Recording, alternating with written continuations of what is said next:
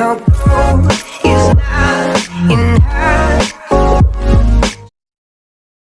Assalamualaikum warahmatullahi wabarakatuh. Halo Sobat Jiswab, jumpa lagi bersama saya Rizky Situmorang. Di episode kali ini kita sudah kehadiran narasumber.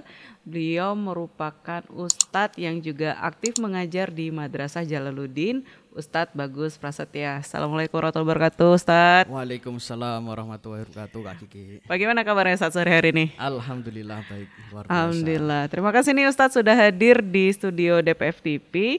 Ustadz, kita ingin ngobrol-ngobrol tentang amalan agar doa cepat diijabah oleh Allah. Sebenarnya Ustadz boleh nggak di-share ke Sobat Jiswab, apa sih yang membuat doa kita itu sepertinya agak sedikit lama dikabulkan, setelah doa kok kayaknya nggak dikabulkan gitu ya. Kenapa gitu ya Ustadz? Iya, sebenarnya begini ya Kak Kiki ya. Salah satu faktor utama mengapa doa kita itu tidak dikabulkan oleh Allah, itu yang pertama adalah kita terlalu banyak berbuat dosa, maksiat. Itu yang pertama, karena orang yang bermaksiat itu akan ada noda di kolbunya atau di hatinya, sehingga kalau nodanya itu semakin banyak maka kolbunya semakin hitam, sehingga dia sulit untuk menerima cahaya hidayah dari Allah. Itu yang pertama, Kak Kiki. Terus yang kedua, dia tidak memperhatikan adab-adab ketika berdoa. Adab. Yang pertama yaitu maksiat tadi ya. Yang kedua adabnya. Adab dalam berdoa. Adab yang bagus dalam berdoa itu seperti apa? Yang pertama, kita harus dalam keadaan suci, berwudu. Setelah itu melakukan sholat, entah itu sholat sunnah atau sholat wajib. Lalu dilanjutkan dengan berzikir, setelah itu baru berdoa. Mengapa kita harus berzikir dulu ketika berdoa? Karena di dalam Al-Quran dijelaskan, fadhkuruni adzkurkum washkuruli wala takfurun. Ingatlah aku, kata Allah, maka aku akan ingat kepada kalian. Jika Allah sudah ingat kepada kita, otomatis doa kita itu akan didengar oleh Allah dan insya Allah akan diijabah. Gitu. Itu mungkin faktor-faktor yang mempengaruhi mengapa kok kita doa terus setiap hari tapi kok nggak ada yang terkabul gitu. Apa masalahnya itu ya Kak Kiki ya? Berarti tadi maksiat sama adab dalam berdoa.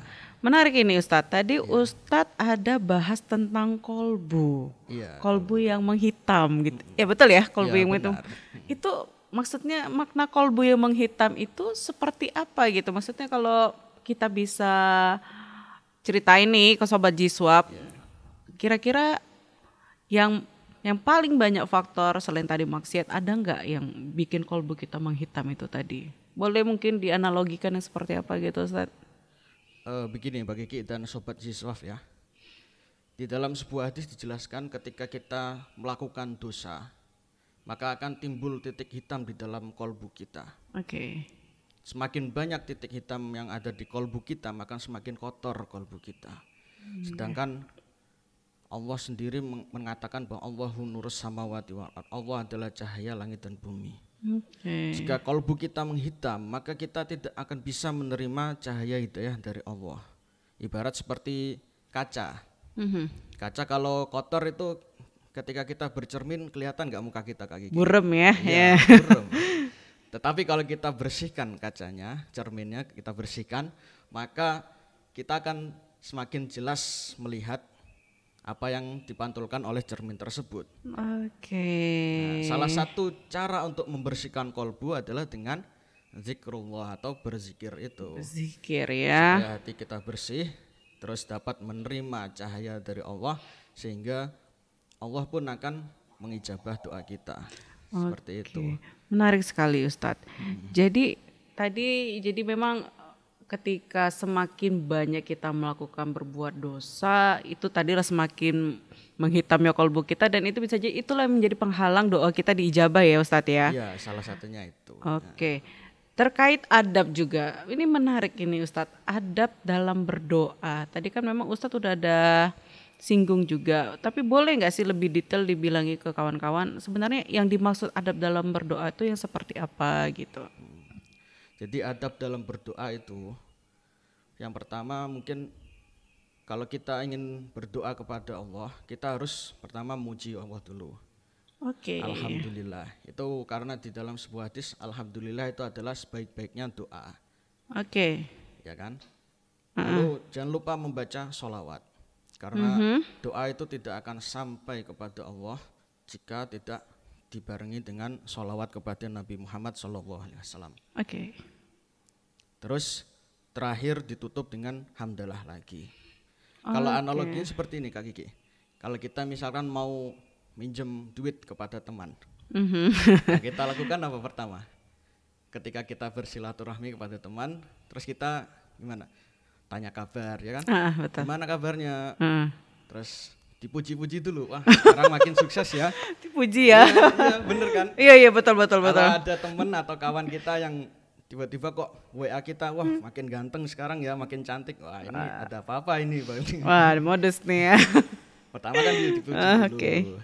Terus setelah itu baru minta maaf. Mohon maaf nih sebelumnya Kak Kiki, saya mau ini baru diucapkan apa maksudnya. Niatan kita, hajat kita ya. Oke. Ya, analoginya seperti itu. Analoginya seperti itu ya. Jadi tadi adabnya dimulai dulu, dibuka dengan alhamdulillah ya Ustadz ya, kemudian sholawat, kemudian masuk ke doa kita, kemudian ditutup di akhir dengan hamdalah lagi ya Ustadz. Oke. Tapi Ustadz terkait 4 adab ini tadi, apakah hanya dilakukan ketika sedang melakukan ba'da sholat sunnah ataupun wajib, atau bisa di setiap momen, misal lagi duduk atau gimana, kita lagi tiba-tiba lagi pengen ada hajat, melaksanakan keempat hal ini boleh nggak gitu? Ya boleh saja. Boleh ya? Karena ya namanya berdoa itu tidak terikat dengan waktu. Jadi kapan saja kita bisa berdoa dan dimanapun. Tapi baiknya tadi juga dalam keadaan suci ya Ustadz ya, berwudu ya. Seperti itu adab-adabnya yang baik. Terkait tadi adab, ada juga nggak sih Ustadz kira-kira amalan yang barangkali bisa juga membantu agar doa, hajat, niat kita itu mudah ataupun cepat diijabah oleh Allah Subhanahu wa Ta'ala? Ada nggak kiat amalan-amalannya gitu Ustadz? Amalan-amalan supaya doa kita itu diijabah oleh Allah ya. Kak Kiki.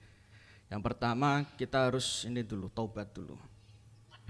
Taubat, minta ampun kepada Allah Subhanahu wa Ta'ala dari dosa-dosa yang telah kita lakukan selama ini. Setelah itu kalau misalkan lebih baik sholat sunnah taubat. Sholat sunnah taubat, oke. Setelah itu apa yang harus kita lakukan? Yang pertama tadi ya, taubat dulu. Terus yang kedua, berdoalah di waktu-waktu yang mustajab. Salah satu waktu yang mustajab untuk berdoa adalah di sepertiga malam terakhir. Nah itu mengapa demikian? Karena ketika sepertiga malam terakhir itu para malaikat turun ke bumi mencari hamba-hamba Allah yang bangun melakukan sholat, zikir, baca Al-Quran dan berdoa. Lalu malaikat itu akan memintakan kepada Allah supaya doa-doa hamba-hambanya yang bangun ini diijabah oleh Allah, langsung didoakan oleh malaikat. Itu yang pertama. Yang kedua, ketika waktu diantara azan dan iqomah. Jadi setelah azan kita melakukan sholat sunnah, setelah itu berdoa. Itu waktu yang mustajab. Lalu yang ketiga diantaranya adalah hari Jumat. Bahkan guru saya mengatakan 24 jam di hari Jumat ini adalah waktu yang mustajab untuk berdoa. Jadi perbanyaklah doa di hari Jumat. Lalu selain bertobat dan berdoa di waktu yang mustajab, ada lagi yaitu perbanyak sedekah. Mengapa demikian? Karena di dalam sebuah hadis dijelaskan, barang siapa yang ingin doanya terkabul dan selesai masalahnya atau diselesaikan masalahnya, maka bantulah orang-orang yang kesulitan. Salah satu faktor yang membuat orang kesulitan adalah faktor ekonomi, ya Kak Kiki ya, setuju ya? Setuju. Karena ekonomi itu sangat berpengaruh dalam kehidupan seseorang. Jika kita membantu ekonomi orang yang kesulitan, insya Allah doa-doa kita akan dikabulkan oleh Allah Subhanahu Wa Taala. Wah menarik ya. Ternyata tadi selain kita belajar tentang setidaknya tidak melakukan maksiat, ada juga terkait adab dalam berdoa, kemudian ada juga waktu-waktu yang mustajab ini tadi ya Ustadz. Terkait waktu yang mustajab, ini menarik ini, hari Jumat ternyata 24 jam gitu ya. Nah kan ada dibilang hari Jumat itu perbanyak berbuat kebaikan, ada sedekah Jumat. Ya, betul, kemudian kalau mau sedekah, benar nggak sih Ustadz? Waktu setelah bada asar antara maghrib itu waktu yang juga yang momen yang paling terbaik gitu. Itu benar nggak sih Ustadz? Atau memang benar ada hadisnya nggak sih yang menyatakan hal seperti itu? Kalau untuk waktunya ya, seperti yang saya bilangkan tadi Kak Kiki, selama 24 jam di hari Jumat itu adalah waktu yang paling baik untuk melakukan ibadah. Oke. Melakukan sedekah, sholat, berdoa, zikir dan lain-lain. Kalau untuk kalender Islam itu berarti hitungannya ketika hari Kamis masuk waktu maghrib. Setelah pada maghrib itu sudah masuk hari Jumat. Kalau dalam kalender Islam ya. Sampai nanti akhirnya Jumat waktu maghrib. Jumat itu selesai hari Jumat. Iya. Ya sekitar waktu itu kita dianjurkan untuk perbanyak beramal. Termasuk salah satunya adalah sedekah. Sedekah itu ya. Oke. Baik. Ustadz, ada lagi enggak kira-kira yang paling dasar sekali ketika kita mempunyai hajat, terus ketika kita meminta kepada Allah dengan sebuah doa gitu. Yang paling mendasar sebenarnya ada nggak sih misalnya harus ikhlas atau harus tawadu? Yang paling sikap kita ke hambaan itu yang seperti apa gitu ketika dalam berdoa itu Ustaz? Dalam berdoa kepada Allah, ya salah satunya itu ya Kak Kiki ya. Jadi kita harus merasa diri kita itu membutuhkan Allah. Jadi kita merasa tidak berdaya, la haula wala quwata illa billah, itu tidak ada daya dan upaya kecuali dari Allah Subhanahu wa taala. Itu yang pertama. Yang kedua, kita yakin doa kita akan dikabulkan oleh Allah Subhanahu wa taala. Kita harus yakin. Harus yakin ya Ustadz ya. Oke. Karena di dalam Al-Qur'an sendiri kan dijelaskan ud'uni astajib lakum. Berdoalah kalian maka aku akan ijabah, kata Allah. Di situ ada kata istilah astajib lakum. Jadi ada sin dan ta itu tambahan. Kalau dalam ilmu shorof itu maknanya adalah istiqbal. Istiqbal itu artinya masa depan, akan datang. Jadi ketika kita berdoa, kita akan dikabulkan oleh Allah. Doa kita, tapi akan, bukan sekarang, langsung. Jadi yang namanya doa dikabulkan itu ada prosesnya Kak Kiki maksudku. Oke. Jadi enggak serta-merta kita berdoa sekali langsung dikabulkan. Ada yang seperti itu, tetapi ada juga yang prosesnya lama, membutuhkan waktu yang lama. Ada juga mengapa kita berdoa kok tidak dikabulkan. Itu mungkin karena doa kita itu tidak sesuai dengan apa yang kita butuhkan. Jadi Allah itu mengetahui apa kebutuhan kita yang benar-benar dibutuhkan ya berarti Ustadz ya, kita. Bukan karena keinginan kita. Karena keinginan kita itu belum tentu yang kita butuhkan. Oke. Saya kasih ilustrasi seperti ini Kak Kiki. Ada orang menabung, nabung setiap hari, setiap bulan, terus untuk membeli mobil. Akhirnya kebeli itu mobilnya setelah sekian bulan, kebeli mobilnya, terus dipakai jalan-jalan keliling kota gitu ya. Setelah 1 bulan pemakaian dia total ternyata uang minyak atau bensinnya kok 2 juta. Padahal dia kalau pakai motor biasanya cuma 200.000. Kaget dia. Kenapa pengeluaran saya kok lebih besar?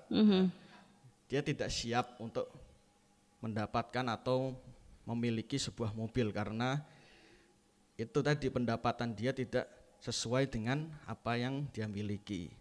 Jadi apa yang kita inginkan itu bukan berarti yang kita butuhkan. Dia misalkan gajinya cuma UMR 3 jutaan, untuk uang bensinnya 2 juta, tinggal 1 juta dong. Jadi kebutuhannya malah semakin meningkat. Sedangkan penghasilannya tetap. Nah itu salah satu mengapa kok doa kita tidak dikabulkan? Mungkin dikabulkan tapi dalam bentuk yang lain. Oke. Dan terkadang kita tidak tersadar ya, ternyata bentuk bantuan dari Allah itu dalam bentuk yang lain itu tadi ya Ustadz ya. Benar, Kak Kiki. Nah kuncinya memang apapun itu jangan lupa bersyukur juga berarti ya Ustadz ya. Ya, bersyukur itu penting juga. Oke. Baik Ustadz. Kita mengucapkan alhamdulillah itu ketika kita berdoa. Oke. Jadi tadi tahapannya alhamdulillah, kemudian baca sholawat, kemudian berdoa dan ditutup lagi dengan alhamdulillah. Oke Ustadz, terakhir closing statement dong Ustadz pada Sobat Jiswab nih. Kira-kira barangkali yang lagi nonton episode kita barangkali kenapa ya doaku kayaknya aku tahun ini pengen ini tapi kok kayaknya belum dijawab juga di tahun ini gitu. Barangkali penguat gitu untuk sobat kita di DPF TV Ustadz. Sobat Jiswab dan DPF TV dimanapun Anda berada, perlu diingat-ingat bahwasanya ketika kita berdoa, lalu doa kita tidak dikabulkan oleh Allah, itu ada beberapa faktor yang mempengaruhi, salah satunya dosa. Terus yang kedua adalah adab.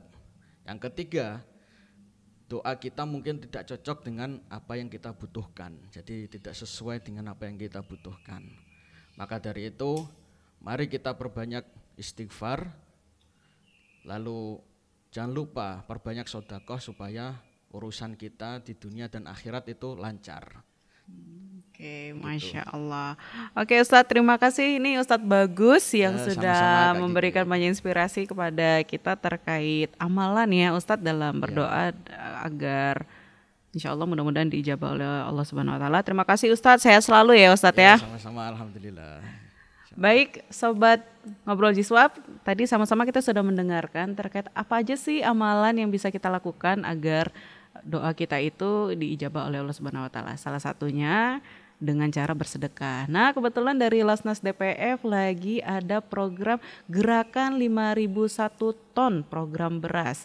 Jadi dengan teman-teman kita dengan program Lumbung Swadaya Desa sedang mengadakan program beras petani. Jangan teman-teman bersedekah melalui Lasnas DPF untuk mendukung program 5.001 ton. Artinya teman-teman sudah mendukung untuk program kedaulatan petani yang kemudian nanti hasil beras petaninya akan kita salurkan kepada masyarakat duafa yang membutuhkan. Bagi Sobat Jiswab yang mau ikutan sedekah boleh lihat di bawah ini terkait nomor rekening dan juga nomor call centernya.